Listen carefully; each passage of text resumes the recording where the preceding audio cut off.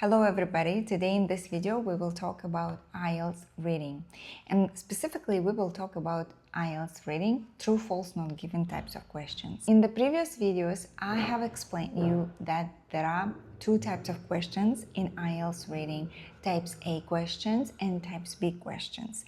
Let me remind you a little bit that types A questions are the questions which are in the order, for example, sentence completion or summary completion. Even true, false, not given and yes, not given are also type A questions. And questions are in order and the answers in the passage you will find in the order. However, types B questions are the questions which might not be in the order. For example, matching headings. You need to find each paragraph and you need to each paragraph of the passage you need to find the heading, and it means that you need to read the whole passage. And I also want to remind you that first you need to answer type A questions which are in the order. After that you need to go to type B questions. Today we will talk about the true, false, not given types of questions in the IELTS, and this is type A question, and I want to share with you with some tips that you need to know, you need to remember, you need to understand before answering these questions. First, you need to understand that true in true, false, not given questions. True is the statement that exactly matches with something that is said in the passage. False is the statement that contradicts with something that is said in the passage.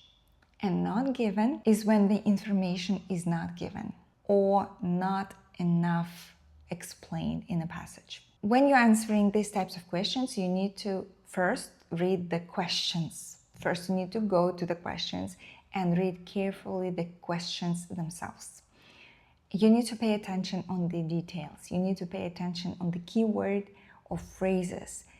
The keywords and the phrases are the most important that you need to highlight and understand. You need to use keywords smartly. Of course, you need to highlight them, because when you will look for these keywords in the passage, you will look not just exactly the same keywords. You will look for the paraphrased keywords, because in most cases IELTS are giving the paraphrasing statements or paraphrase the information in the passage, not exactly the same, and this information in the passage and in the statement written differently, it paraphrased. So you need to highlight the keywords and phrases in the statement, in the question, and then you need to look for the location, especially very important to find the location of the first question. When you found the paragraph where the information is given, you need to read carefully and understand what is written in the passage. The same information but different word, the contradictory information, or probably the information is not given at all. Many people struggle with false and not given. And now let me give you the example how you need to differentiate false and not given. For example, in the question statement says all students must wear uniform. And when you go to the text, to the passage, you will find some students wear uniform. Statement said all students must wear uniform, and passage said some students wear uniform. In this case, the answer is false. But if in the passage or in the text there is nothing about uniforms, the answer will be not given. As more you read the scientific papers and articles, as easier would be for you to identify the location of the question, and as more you practice your practice tests, as easier would be for you to answer the questions correctly. And let's have a look at the example and statements, and then we will try to identify true, false, and not given. Now, let's have some practice. First, you can see the passage, and then you can see the statements. First, let's have a look at the statements, of course, because when you're doing IELTS reading and this true, false, not given questions, you will always should go to the statements, to the questions first. So the first statement says, People who exercise every day are less stressed than those who do not. First, let's have a look at the passage.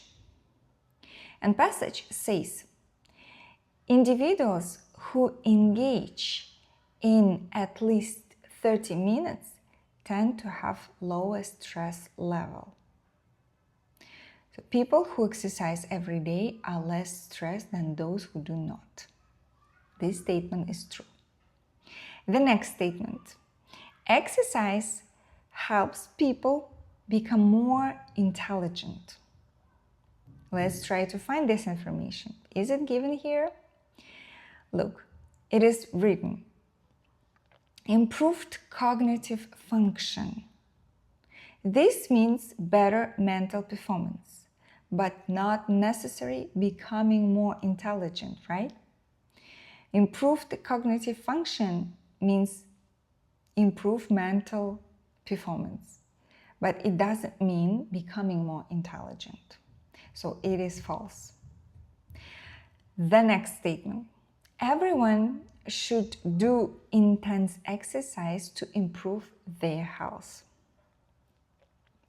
The passage says, intense exercise may not be suitable for everyone. So this directly contradicts the statement.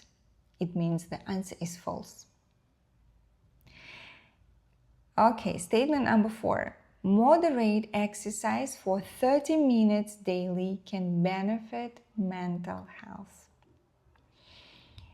And the passage says, engage in at least 30 minutes of moderate exercise, improve cognitive function.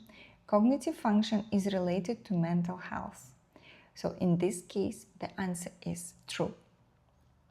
And the last one, exercise is the only way to reduce stress level. And passage says exercise can reduce stress level, but it doesn't say that this is the only way. In this case, the answer is not given. So that's it for today about the true, false, not given questions. If you're interested to practice more, please don't forget that you will always have the practice test and you need to practice them.